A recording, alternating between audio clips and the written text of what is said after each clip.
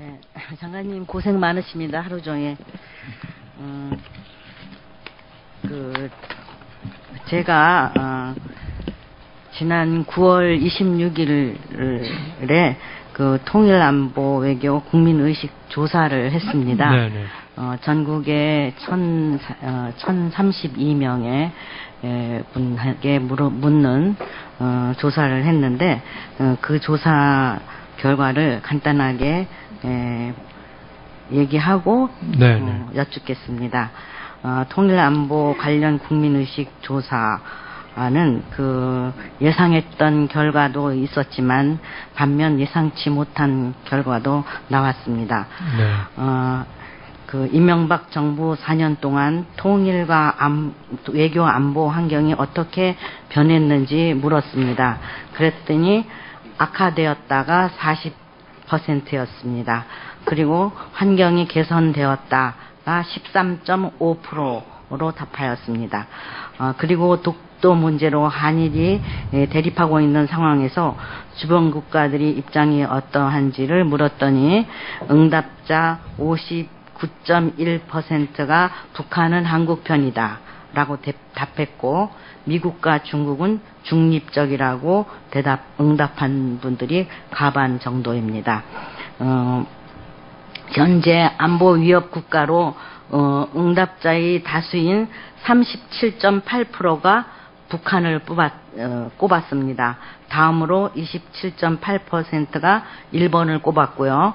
또 그 다음으로 중국을 18.3%, 그 다음에 미국은 6.6% 뿐입니다. 한편 10년 뒤에 안보 위협 국가를 묻는 질문에는 중국이라고 응답한 비율이 40.9%로 가장 높게 나타났고 그 다음으로 북한, 일본, 북한이 21%, 일본이 20%를 뒤를 이었습니다.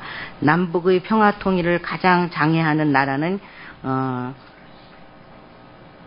어디냐 이렇게 물었더니 현재 47.1%가 중국이라고 그랬고 10년 후 미래에 53.2%가 중국이라고 답변했습니다.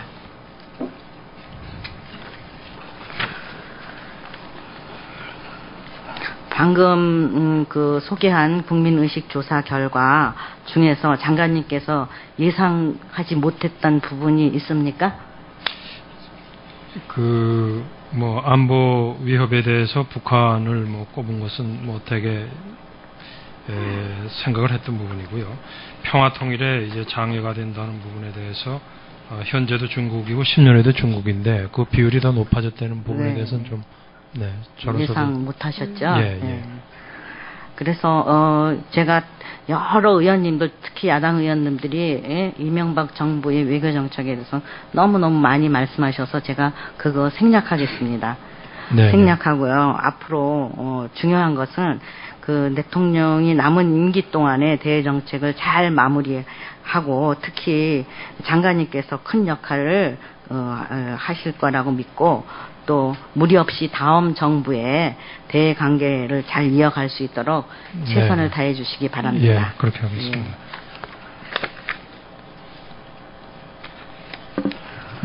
그다음 그 조사 내용 중에서 그 독도와 관련된 주변국들에 대한 국민들의 생각 중에서 북한을 긍정적으로 한 부분 우선 눈에 띄지만 더 중요한 결과는 결코 낮지 않은 비율이 30.4%의 응답자가 미국이 일본 편을 들 거라고 생각하고 있습니다. 장관님 이것도 예상하셨습니까?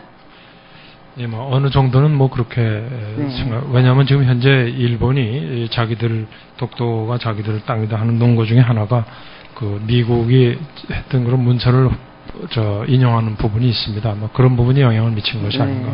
이건 굉장히 심각한 일이라고 생각이 됩니다. 그래서 그 독도도 중요하고 또 한미 동맹도 중요하지 않습니까? 그래서 우리 국민들이 미국에 대해서 이렇게 생각하고 있다고 미국에 잘 알려서 이 독도 문제나 이런 부분에 대해서 중립 일본 편을 들지 않게 적어도 예, 예. 우리가 그 외교에 힘써야 될 것 같습니다. 네. 나중에 그 조사 결과를 혹시 저희한테 주셔도 좋으시면 예, 좀, 네, 예, 드리겠습니다. 네, 예. 네. 그다음에 이제 중국 외교가 지금 우리 국민이 이렇게 중국을 우려하고 있지 않습니까? 그리고 네, 네. 지금 한중 FTA도 3차까지 진행됐고 이제 10월에 네. 4차가 또 될 건데 안보와 통일 문제에 한국이 가장 불편한 국가라고 국민들이 생각하고 있는데 그래서 굉장히 중국 외교가 지금 이 시점에서 굉장히 중요하다고 생각합니다. 이런 국민들이 생각을 갖는 것은 중국이 대외 팽창 정책 때문입니다. 중국이 갈수록 거칠어지고 있고 예. 또 이제 국력이 강해지니까 베트남, 필리핀, 일본 등 영토 분쟁을 일으키고 있고 한국에 대해서는 동북 공정이라는 역사 분쟁을 일으키고 있습니다. 북한의 중국 의존도 강화도 우리 국민들이 굉장히 우려하는 부분이기 때문에 네. 이 중국 외교에 굉장히 힘을 써야 될 거라고 생각이 됩니다. 예. 한국과 중국 사이에 북한 문제가 있습니다. 네. 북한이 있기 때문에 중국이 중요하다는 거죠. 중국과 북한은 동맹이기 때문이고 차기 정부에서도 기존 대북 봉쇄에 치중한 중국 외교보다 북중 동맹을 고려한 철저한 실익 외교를 전개해야 된다고 생각합니다. 장관님 견해는 어떠십니까? 네, 저도 동일하고요. 네. 지금 봉쇄 외교라고 그러셨습니다만 사실 아까도 제가 한번 말씀드렸습니다만은 우리가 북한에 대해서 무슨 처음부터 봉쇄를 한 것은 아니었고요. 천안함 때문에 그렇게 되었는데 그 상황이 안타깝습니다. 네. 그래서 중국 정부와 중국 국민을 상대로 통일 한국이 결코 중국의 안보 위협이 아니라는 것을 설득하지 못한다면 중국은 실제로 평화통일의 장애가 될 확률이 높습니다. 네. 우리 염원인 통일 한국을 위해 중국과 중국 정부를 설득할 수 있는 섬세한 전략과 전술이 필요하다고 생각합니다. 네. 장관님 전적으로 동의합니다. 동의하시죠? 네. 예. 제가 조사한 거는 이제 일본과 이제 한일 군사협정 이런 것도 있는데 중복해서 다른 의원님도 다 질문했고 저도 질문한 적이 있고 네. 해서 그거는 생략하겠습니다. 그리고 제가 꼭 여러 가지 준비한 것 중에서 꼭 하고 싶은 것을 말씀드리겠습니다. 시간 꺾이긴 한데 장관님 지난 9월 28일 67차 유엔 총회 기조연설 잘 들었습니다.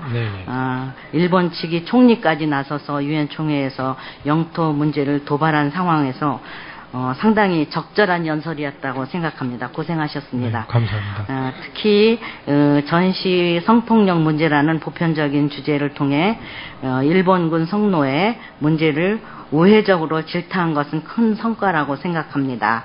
전 세계적으로 전시 성폭력에 대한 보편적인 공감대가 존재하기 때문에 한일 관계를 설명하는데 더 설득력을 갖게 되었습니다. 고맙습니다. 장관님 묻겠습니다.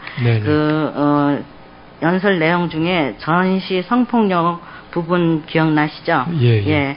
그리고 장관님께서 전시 성폭력이 심각한 인권 침해라는 그 지적을 하면서 유엔 회원국들이 유엔 결의에 따라서 무력 분쟁 하에 여성 보호와 피해자 구제 그리고 가해자 처벌에 최선의 노력을 다해 줄 것을 촉구하셨습니다. 네, 그렇습니다.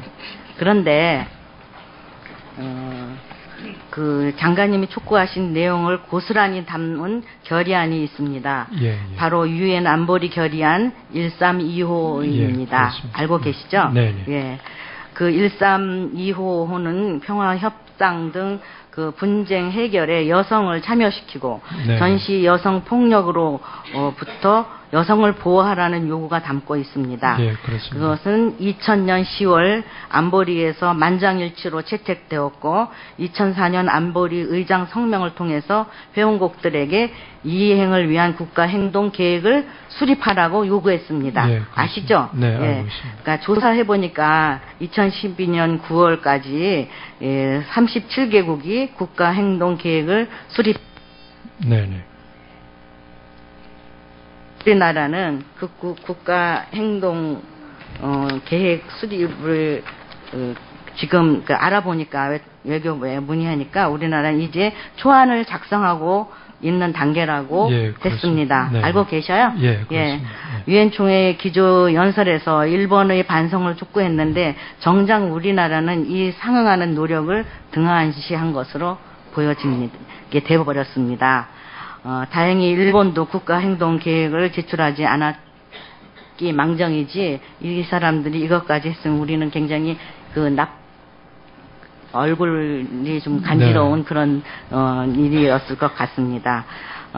그리고 게다가 우리나라는 그 안보리 비상임 이사국을 도전하고 있지 않습니까? 예, 그렇습니다. 그런데 이 매우 보편적인 성격을 갖는 안보리 결의안도 제대로 이행하지 않으면서 안보리 비상임 이사국 네네.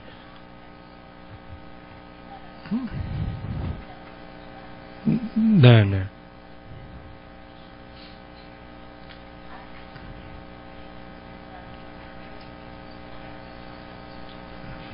네네. 예, 그렇게 하겠습니다.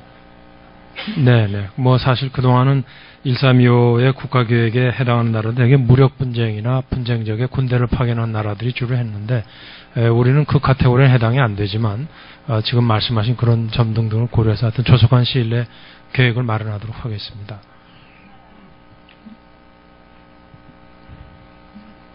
네네.